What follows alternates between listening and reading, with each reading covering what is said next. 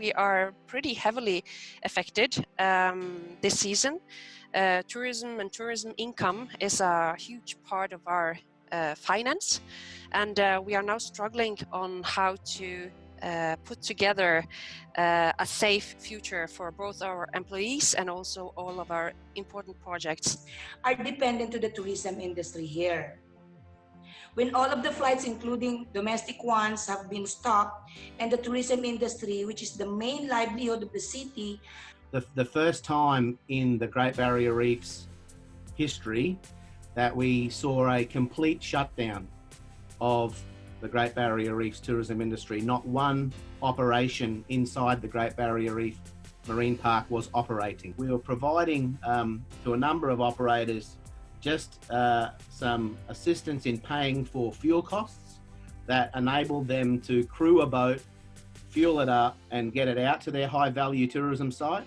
It's also maintained for us some critical monitoring that the marine tourism industry does for us as part of their operations into the park. Then after I think 2-3 months we opened.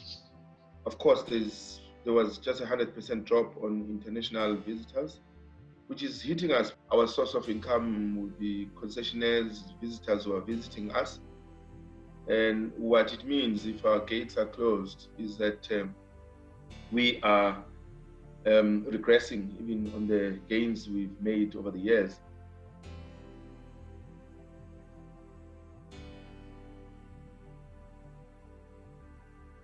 The Isla Filomena, which is the first diving site in Barangay New Pangangan, a small village here, now serves the community freshly baked goodies from their own bakery.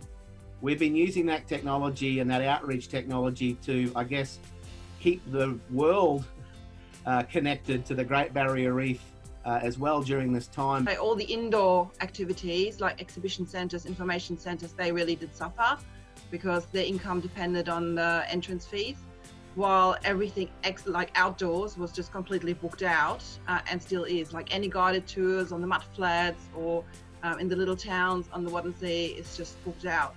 So a large part of what we're doing as part of the Resilient Reefs program is looking at things like livelihood diversification, like how do we support our business operators through business training around resilient strategies. So how do we manage that competing ideal of encouraging more tourists to come and supporting our tourism operators in that way, but also managing visitor pressure on the reef. Diversification of markets, and then also kind of a broader diversification out of the tourism industry to other industries. Wildlife tourism, cultural tourism, astrotourism.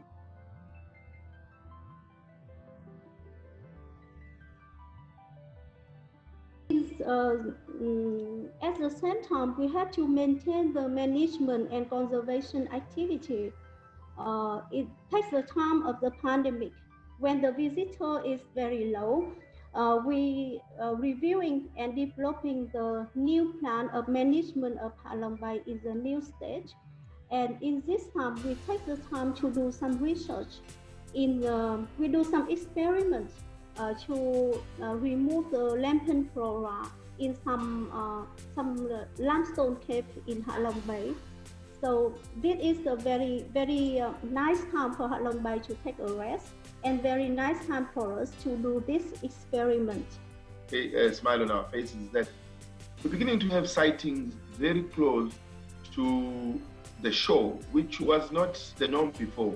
We think it's simply because there aren't human activities now on the shoreline, people going to the beach and so on. So we begin to see ragged-toothed sharks going up and down. You can now see the whale playing from the shoreline. We have registered the best air quality data monitored ever since we've started up.